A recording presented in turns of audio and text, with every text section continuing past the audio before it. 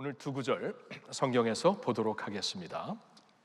자, 화면을 보시고 연속으로 우리가 읽었으면 좋겠는데요. 히브리서 9장 14절 그리고 마가복음 10장 45절이 되겠습니다.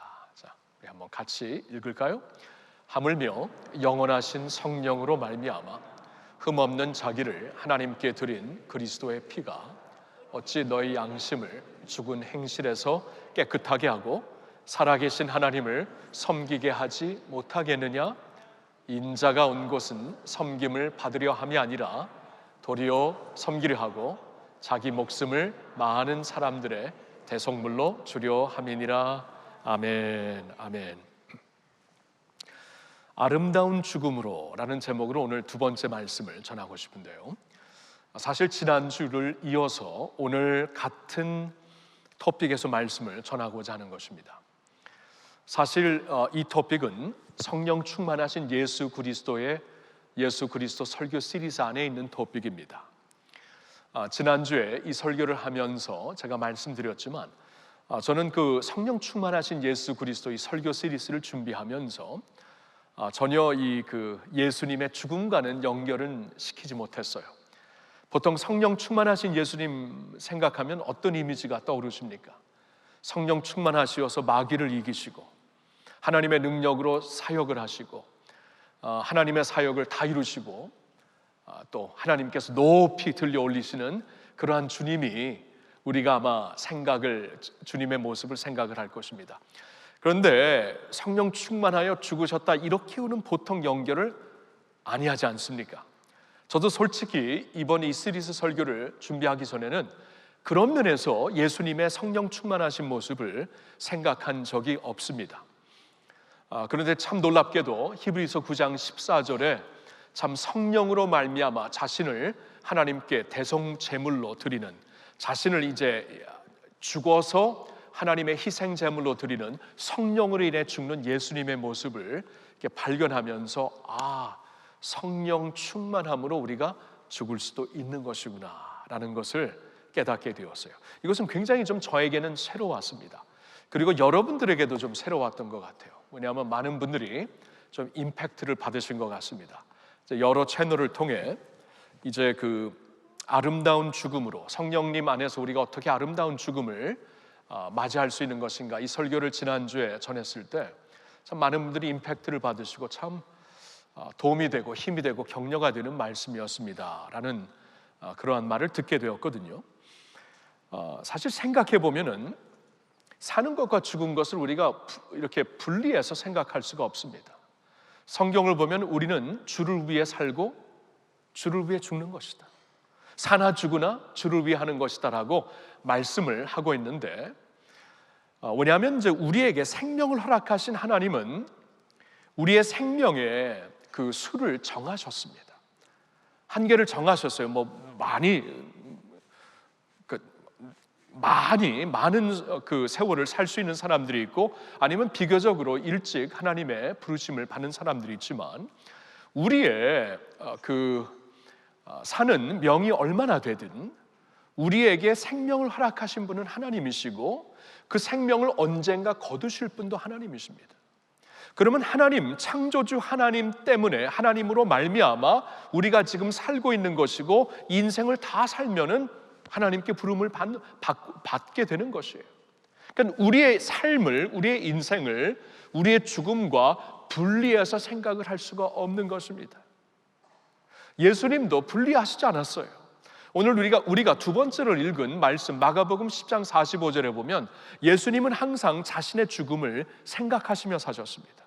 인자가 온 것은 섬김을 받으려 함이 아니라 도리어 섬기려 하고 자신의 목숨을 많은 사람의 대속물로 주려고 온 것이다라고 말씀을 하고 있어요. 자신이 온 이유는 죽으려고, 많은 사람들을 구원하시기 위해 죽으려고 오신 것을 예수님이 항상 인식하시면서 사셨던 것이고, 그래서 항상 죽음을 준비하며 하나님께서 허락하신 삶을 살지만 또한 죽음을 준비하면서 사셨던 예수님을 우리가 볼 수 있는 것입니다. 그렇기 때문에 우리는 정말 이 죽음이라는 것을 따로 생각하면서 삶을 살 수가 없다는 것입니다. 그래서 이것은 굉장히 중요한 말씀인 것 같아요. 그런데 보통 우리가 죽음에 대한 설교는 장례식에서나 들을 수 있죠. 저도 보통 예수님의 죽음, 예수님의 십자가 죽음 말고는 보통 죽음에 대해서 주일 설교에 다루지 않습니다. 장례식에서 설교하는 내용이죠. 근데 이번에는 성령 충만함으로 살다가 성령 충만함으로 죽는다는 이 말씀을 묵상하면서 야, 이건 참 새롭다. 그리고 정말 힘이 되고 은혜가 된다라는 것을 저도 깨닫고 여러분들도 많이 깨달은 것 같습니다. 저는 그래서 지난주 한 번의 설교로 마치려고 했던 것을 오늘 한 번 더 조금 이어서 하려고 하는 것입니다. 왜냐하면 예수님이 이제 성령 충만한 가운데 어떻게 죽으셨는가를 쭉 묵상하니까 한 6가지 모습이 특별히 제 마음속에 와닿았는데, 시간상 지난주에는 3가지만 여러분들에게 전할 수 있었는데 나머지 3가지를 오늘 전하고 싶습니다.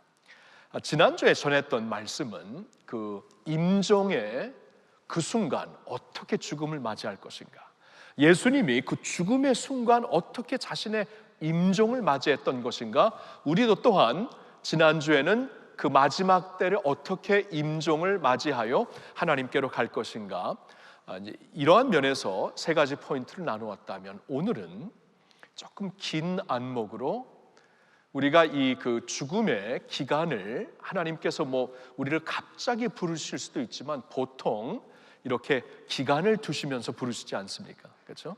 오늘처럼 이렇게 100세 시대에 살고 있는 이때에는 우리의 죽음도 많은 경우에 이렇게 좀 병중에서 조금 짧은 기간보다는 오랜 기간을 거쳐서, 그리고 이제 약으로 의학으로 충분히 이제는 더 오래 살 수가 있는 그러한 시대가 되어서 아마 이제 많은 경우에는 우리의 이제 임종의 기간이 좀 이렇게 준비하는 기간이 지연되는 가운데, 지연되는 죽음을 하나님께서 허락하실 것 같아요.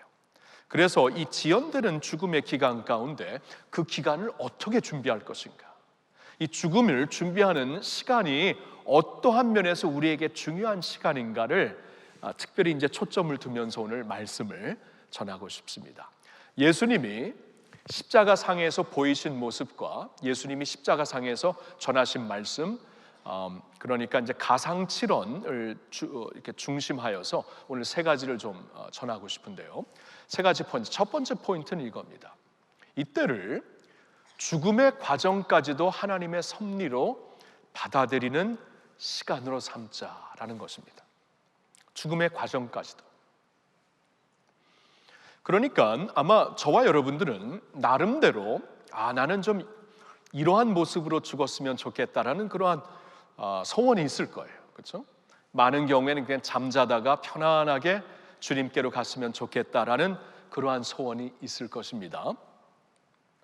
그런데 한 100년 전에, 한 100년 전보다 한 300년, 400년 전에 우리 믿음의 선조들에게, 그 당시에는 우리나라에는 없었지만 이제 유럽에 있는 그 믿음의 선조들의 이제 글을 보면은요, 이렇게 이제 그들에게 똑같은 질문을 하면은 그때는 이렇게 갑자기 죽는 것을 굉장히 꺼려했어요. 그런 것보다는 조금 시간이 지연되면서 죽음을 준비할 수 있고, 그리고 사랑하는 사람들과 준비하는 시간을 가지면서 하나님께로 가면 좋겠다라는 대답이 다수였습니다.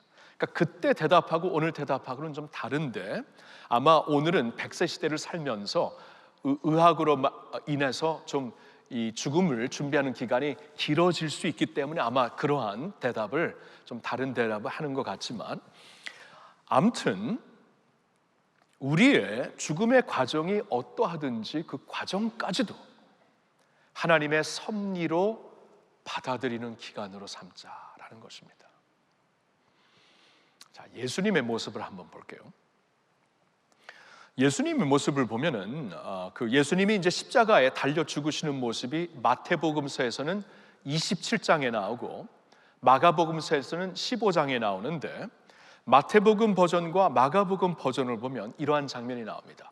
예수님이 십자가에 달리셨을 때 가장 먼저 일어났던 장면은 그 로마 군인들 중에 마태복음을 보니까 쓸개를 탄 포도주를 주님께 드렸다. 이렇게 스폰지에 해갖고 주님께 드렸다.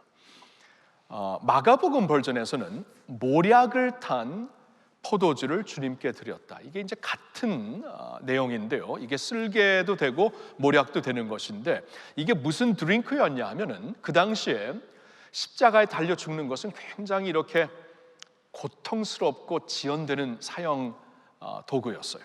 그러니까 건강한 사람이, 예수님은 너무나 고통을 많이 받으시고 사실 그 40번의 이제 채찍을 맞으시고 피를 다 흘리시고 십자가에 달리셨기 때문에 6시간에 운명을 하셨지만, 보통 역사를 보면은 십자가에 건강한 사람들이 달리면은 적어도 이틀에서 3일, 길게는 일주일 이상 열흘까지 걸렸다고 합니다. 그러니까 십자가에 걸려서 열흘 동안, 이건 1초 1초가 천년처럼 느꼈을 것 같아요. 이 고난 때문에, 고통 때문에. 그러한 무시무시한 그 사형 도구였기 때문에 십자가에 달리는 아무리 죄수들이지만 이 군인들이 그 연민의 마음을 가졌던 거예요. 불쌍히 봤던 거예요. 그래서 이 죄수들이 죽을 때 좀 고통을 덜하라고 이렇게 그 모략을 탄, 약을 탄 신포도주를 주었어요. 그럼 그걸 마시게 되면 조금 이렇게 그 센스가 이렇게 축소되면서 아픔이 덜 느껴지는, 그래서 이제 고난을 좀 덜 이렇게 느끼게 하기 위해서 이제 그런 드링크를 이제 군인들이 이렇게 줬다고 기록이 나와 있습니다. 근데 예수님이, 성경은 예수님이 그것을 거부하십니다. 예수님이 이걸 거부하세요. 근데 저는 이걸 보면서 이게 분명히 히브리서 9장 14절에 성령으로 말미암아, 성령 충만하신 가운데 예수님은 자신을 십자가상에서 하나님께 드렸거든요. 죽음의 제사물로 드렸거든요. 그러면 하나님께 성령 충만하게 자신을 드리면서 그때 이 아픔을 좀 축소시키는, 이 오늘날로 말하면 진통제를 주님께서 거부하셨다. 이게 과연 무엇인가?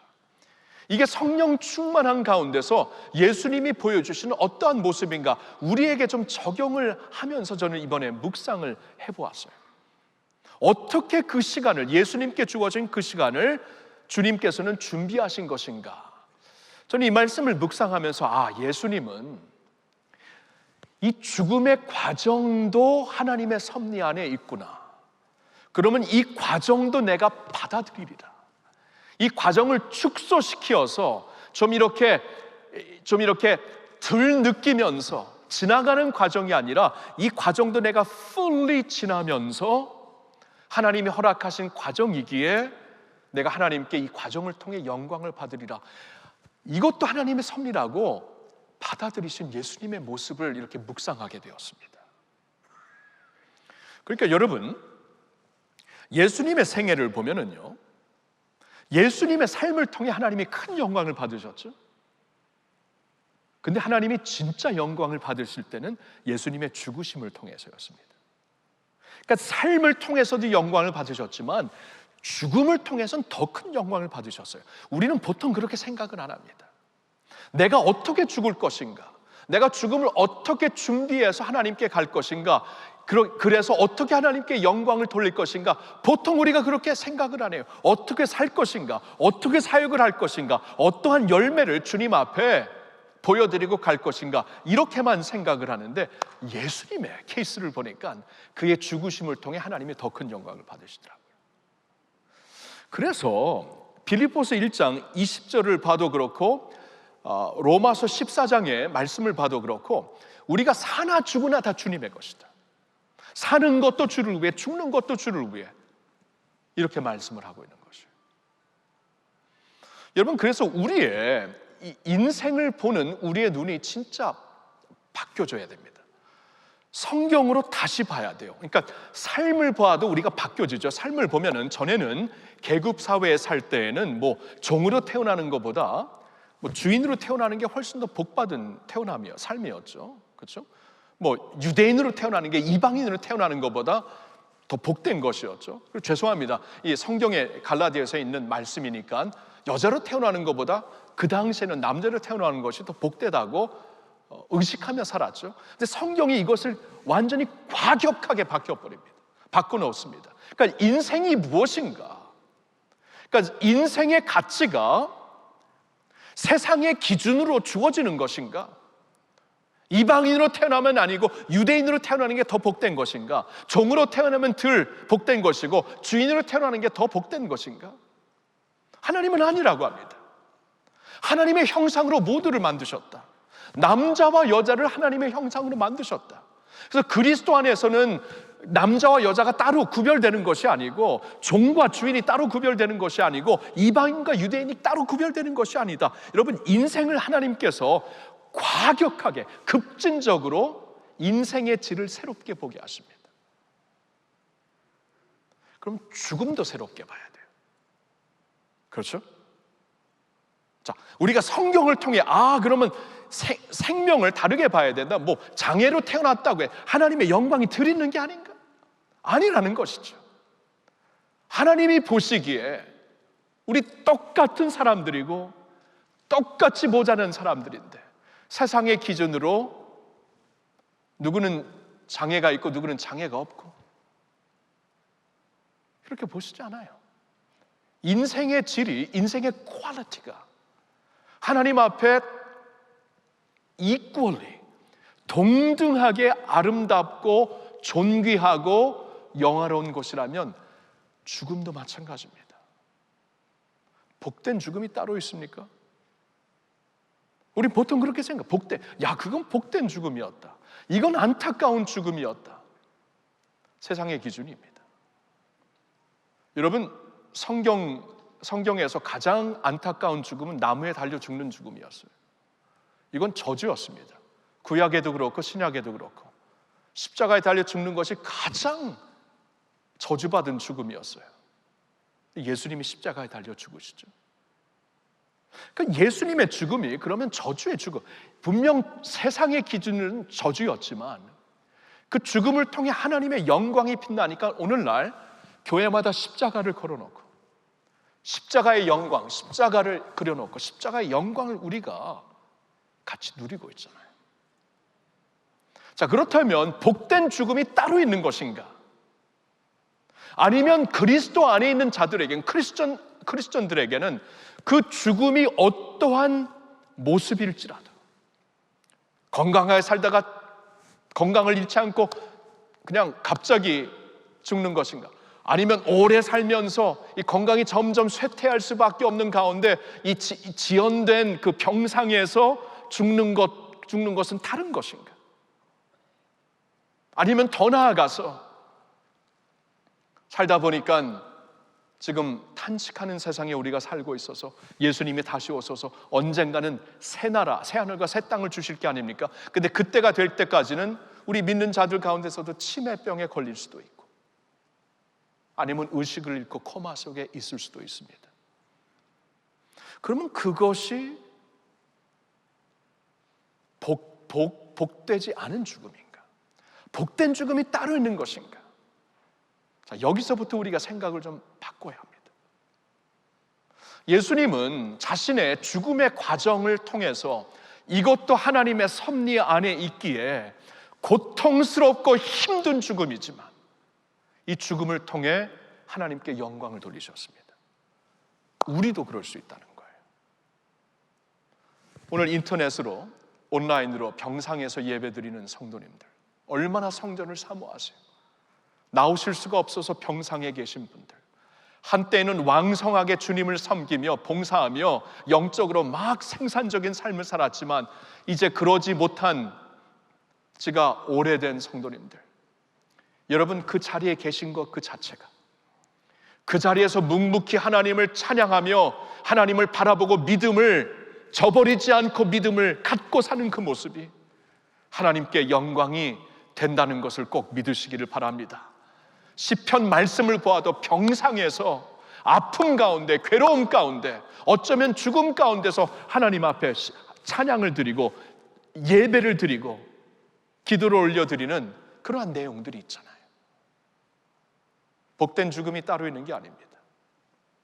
우리에게 주어진 삶을 묵묵하게 사는 것 자체가 하나님께 영광이 되는 것이고, 끝까지 주님을 바라보며 내게 주어진 인생의 여정을 끝까지 걷고 하나님이 부르실 때 가는 것이, 그게 영광스러운 죽음이고 영광스러운 삶입니다.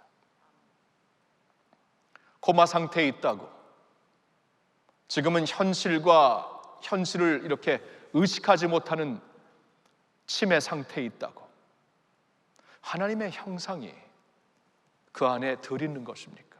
하나님의 형상이 축소된 것일까요? 여러분, 한 구절만 볼게요. 로마서 8장 29절에 이런 말씀이 있습니다. 로마서 8장 29절을 보면 하나님이 미리 하신 자들 또한 그 아들의 형상을 본받게 하기 위하여 미리 정하셨으니 이는 그로 많은 형제 중에서 맏아들이 되게 하려 하심이니라. 자, 하나님이 이제 예수 안에서 구원받은 사람들은 사실 하나님의 계획 가운데 있는 것이에요. 미리 정하신 계획 가운데, 하나님의 섭리 가운데 우리가 예수를 믿고 은혜를 받은 것이에요. 이렇게 하나님께서 미리 아신 자들을 그 아들의 형상을 본받게 하기 위하여 정하신 것이다. 그러니까 예수 믿는 모든 사람들은 하나님의 아들의 형상을 갖고 살다가 그 형상을 갖고 살다가 주님께로 가는 것입니다. 그러면 그 형상이 지금 예수를 믿다가 이 코마 상태에 들어간 성도에게는 축소된 것일까요? 하나님이 보시기에 축소된 것일까요? 미리 정하신 하나님께서 이제 영원과 영원을 보시는 하나님께서 허락하신 삶 가운데 예수를 믿게 하시고 하나님의 아들의 형상을 본받게 하셨다면 그 형상이 코마 상태에 있다고 없어지는 것일까요?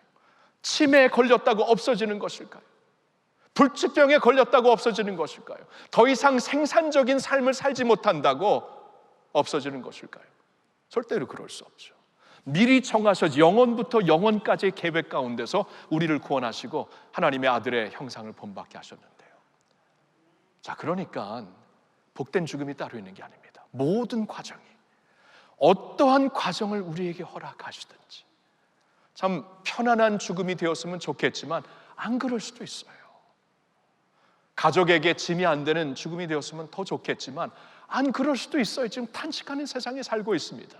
근데 하나님께서 그 모든 과정 속에 하나님의 섭리 가운데 우리의 삶을 인도하시고 영광을 받으셨다면 우리의 죽음을 통해서도 하나님의 섭리는 그때도 있는 것이고 죽음의 과정을 통해서도 영광을 받으시는 줄로 믿습니다.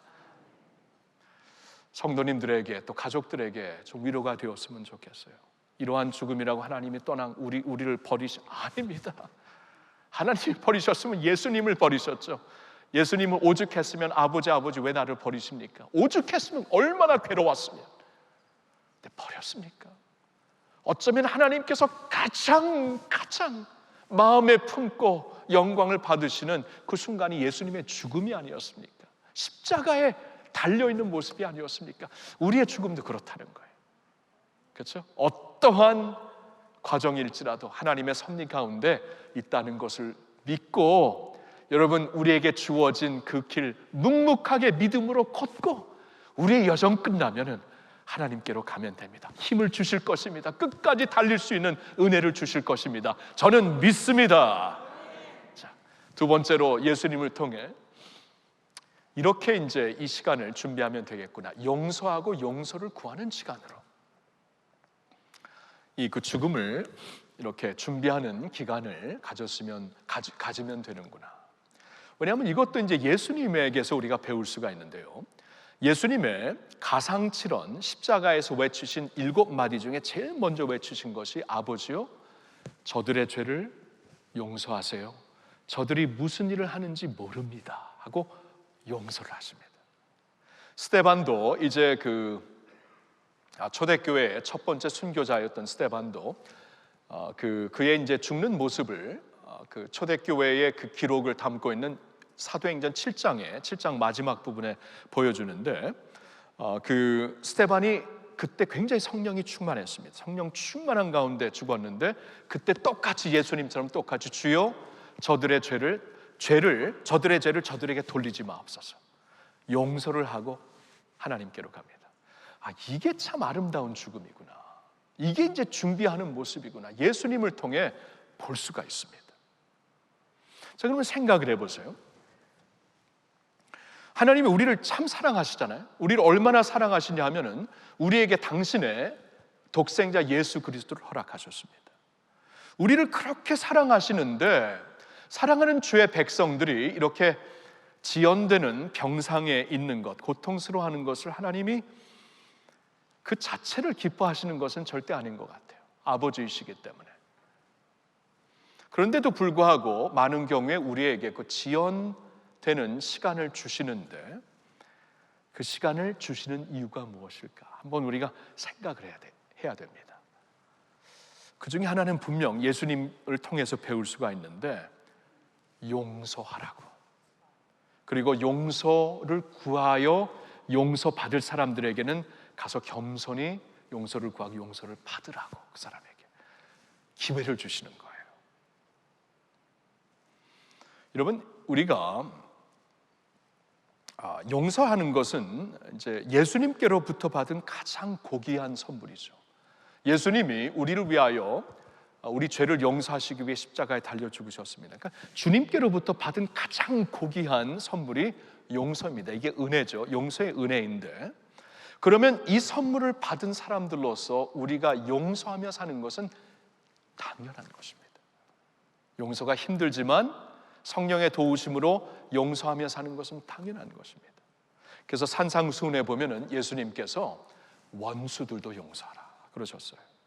그리고 우리에게 기도를 가르쳐 주셨을 때 우리가 우리에게 죄 지은 자를 용서한 것처럼 우리의 죄를 용서해 주세요라고 기도를 하라. 용서의 중요성을 강조하는 것입니다. 그리고 에베소서 4장 32절에 보면은 사도 바울을 통해 이런 말씀을 주십니다. 교인들에게 서로 용서하기를 하나님이 그리스도 안에서 너희를 용서하심 같이 하라. 서로 용서하기를, 내가 용서하고 여러분에게 용서를 받고 서로 용서하는 겁니다. 서로 용서하기를 하나님이 그리스도 안에서 너희를 용서하심 같이 하라, 명령입니다. 그래서 우리가 이렇게 엄청난 용서를 받은 사람으로서 아직 용서하지 못한 이 숙제를 놔두고 하나님께로 가는 것이 얼마나 하나님이 보시기에도 민망스러운 것 같아요. 그래서 우리에게 시간을 주시어서 이 마지막 때에 뭐 더 이상 이 쓴뿌리를 갖고 우리가 죽음에 임할 필요는 없잖아요. 그때 마음을 열고 용서하라는 거예요. 용서를 주고 용서를 베풀고 용서를 받고. 영국의 존 와이어트라는 닥터가 이제 오랫동안 중환자실에서 이제 환자들을 돌보시다가 나중에 이제 은퇴를 하신 후에 이제 독실한 크리스천인데 그분이 크리스티애니티 투데이에 이렇게 남기신 기사가 하나 있습니다.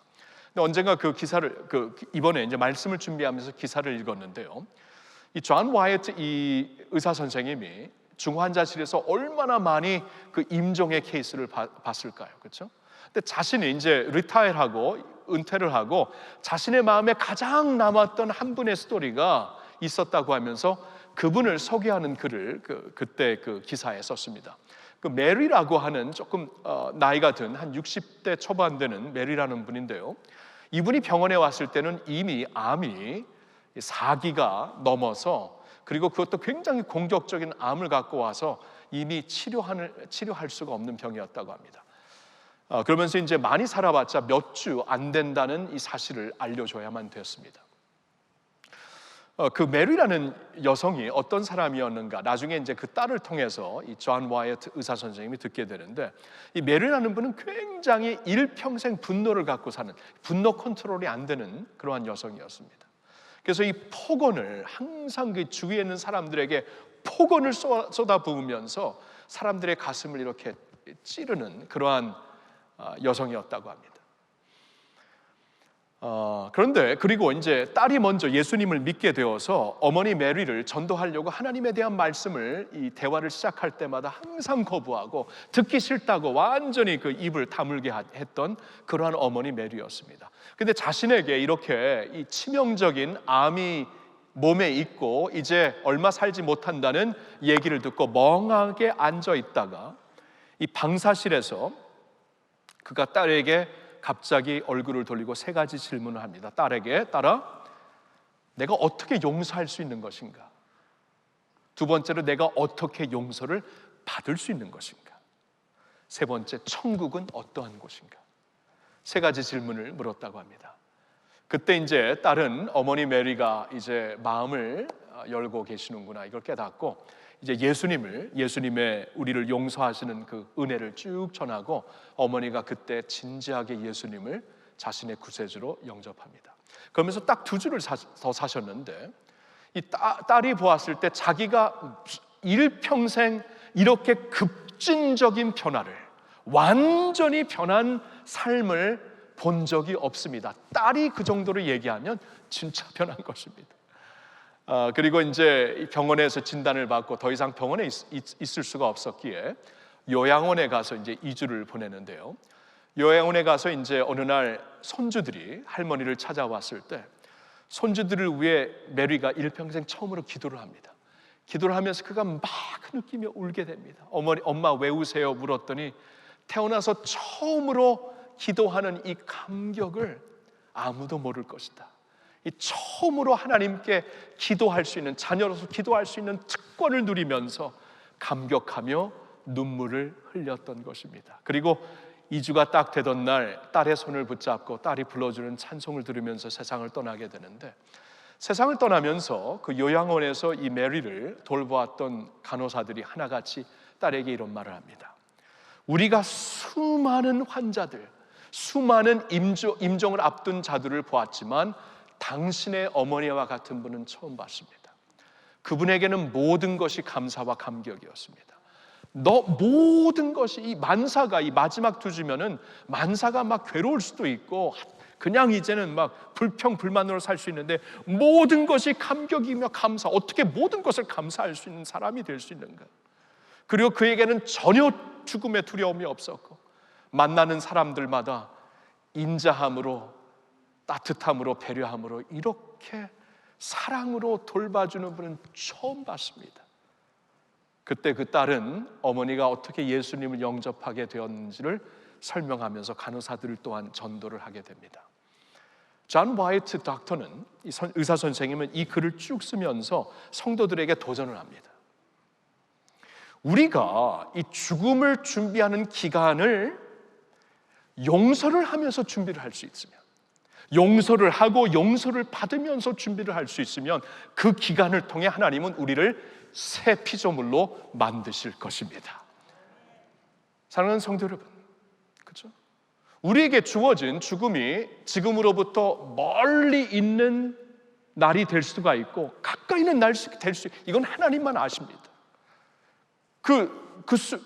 날의 수가 얼마나 되든지 우리는 이제 죽음을 준비하며, 예수님처럼 준비하며 아름다운 죽음을 맞이할 수 있는 사람들이 되어야 아름답게 살 수가 있는 것인데, 그 아름다운 죽음을 어떻게 맞이하면서 아름답게 살 수 있는가? 용서를 하면서, 용서를 하면서.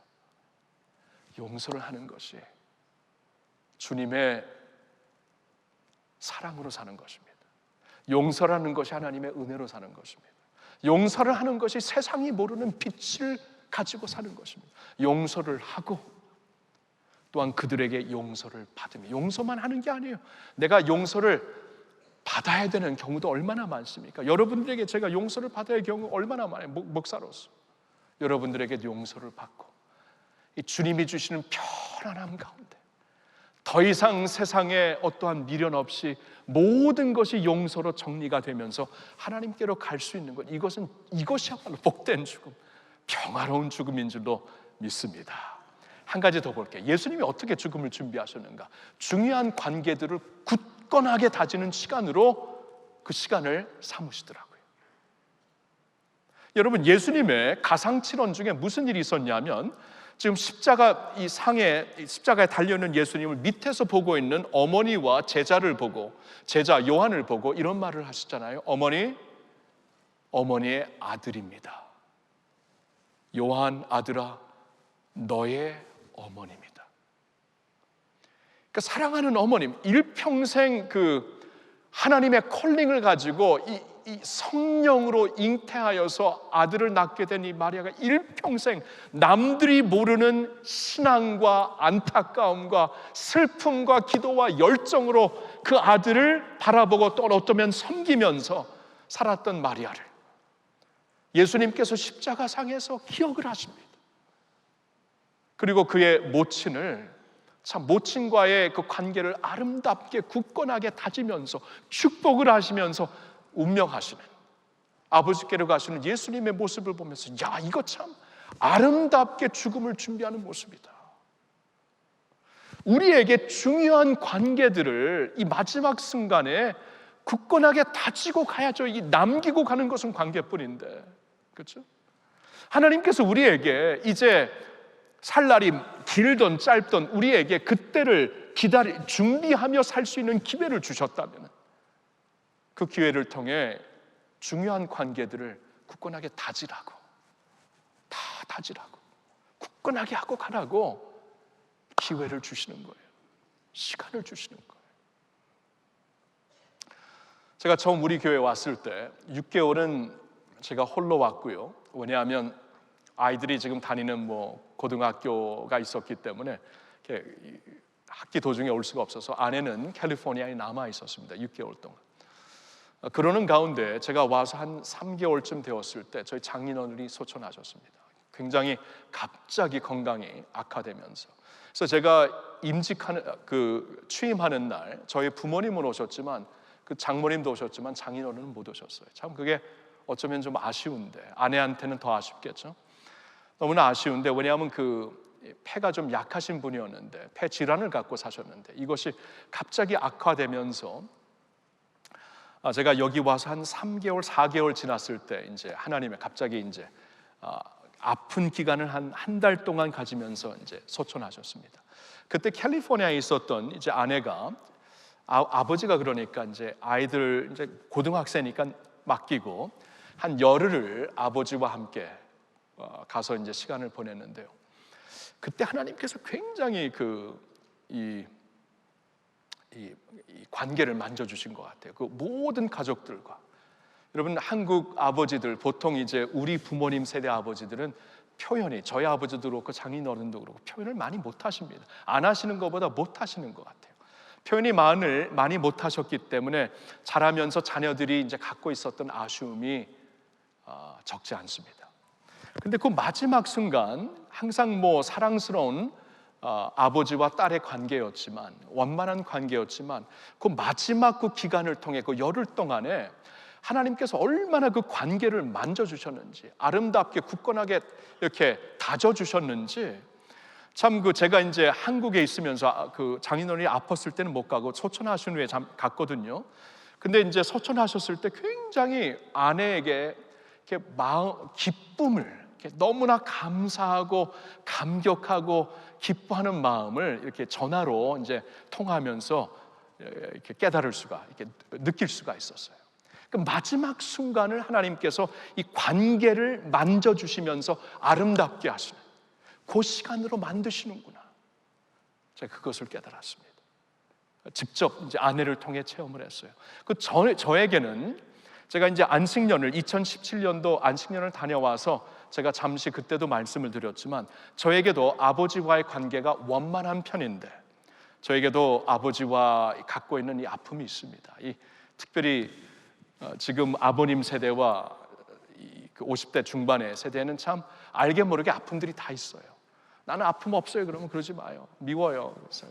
거짓말하는 것 같고 다 있는 것 같아서. 저도 있어요. 저도 있는데 그래서 이제 근데 2016년도에 아버님의 식도가 갑자기 망가지면서 음식을 삼킬 수가 없어서 거의 돌아가실 뻔했고, 근데 어떻게 이제 다시 살게 되었지만 이제는 음식을 삼키실 수가 없어서 튜브로 연결해서 요양원에서 지내셔야만 됐습니다. 그래서 2017년도에 제가 이제 안식년을 갖고 아버님을 뵈러 갔을 때는 이 마지막을 준비하는 마음으로 갔어요.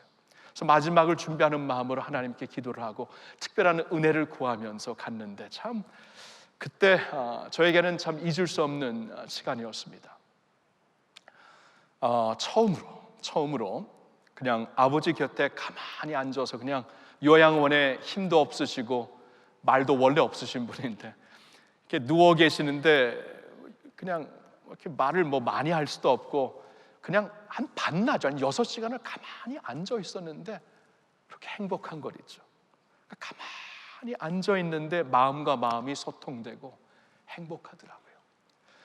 저에게는 그때가 아버님의 이 임종을 이렇게 준비하는 기간이었거든요. 어쩌면 아버님도 그렇게 생각하셨는지 모르겠어요. 그때를 통해서 하나님께서 이 관계를 굳건하게 다지게 하시는데 참 하나님의 은혜가 컸습니다. 그러면서 서로 그냥 옆에 가만히 앉아 있는 것으로 감격하고 행복해하는 거 처음 느꼈어요. 그러면서 같이 대화를 나누면서 저희 아버지가 우리 가정에서 가장 마지막으로 예수님을 믿으신 분인데 다시 한번 믿음을 확인하는데 그렇게 확실한 신앙 고백을 하시더라고요.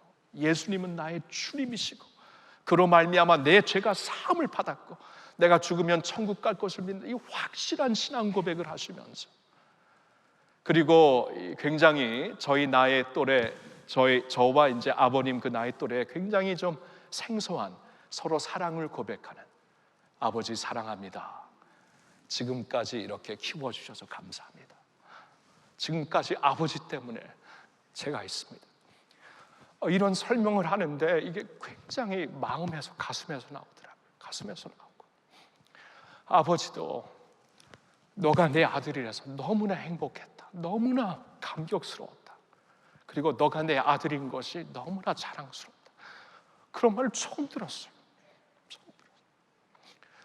그러니까 서로 사랑을 고백하고 관계를 굳건하게 다지는데, 이것은 임종을 앞두면서 하나님께서 허락하시는 특별한 은혜구나, 특별한 은혜구나. 그렇게 달았어요. 성도 여러분, 우리가 있잖아요, 임종을 앞두면은 하나님께서 특별한 은혜를 주십니다. 성령 충만하게 은혜를 주시는데 그 은혜를 어떻게 우리가 이제 나눠야 되냐 하면은 이 아름다운, 이 중요한 관계들을 굳건하게 다지셔야 돼요. 가족들과의 관계, 형제들과의 관계, 믿음의 가족들과의 관계, 그동안 좀 아쉬웠던 관계, 이걸 다 정리하라고, 굳건하게 다지라고 하나님께서 기회를 주시는 게 아닙니까? 그렇죠? 예수님도 십자가에 달려 죽으시면서 용서하시면서 축복하시고, 어머님을 기억하시면서 축복하시고, 일평생 중요했던 관계들을 아름답게 굳건하게 다지면서 아버지께로 가시잖아요. 그렇죠? 우리가 그렇게 해야 되는 것이에요. 여러분, 이것은 꼭 임종을 앞두고만 하는 것이 아닙니다.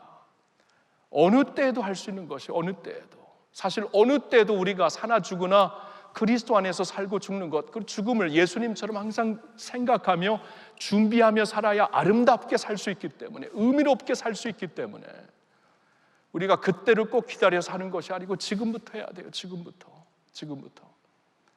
우리에게 중요한 관계들을 잘 다지고, 그렇죠? 그동안 좀 아쉬웠던 관계들은 회복시키고 축복하고 치료하고 치유받고, 또 굳건했던 관계들은 더 굳건하게 다지면서 이제 주님이 부르실 때 이렇게 미련 없이 가는 것이죠.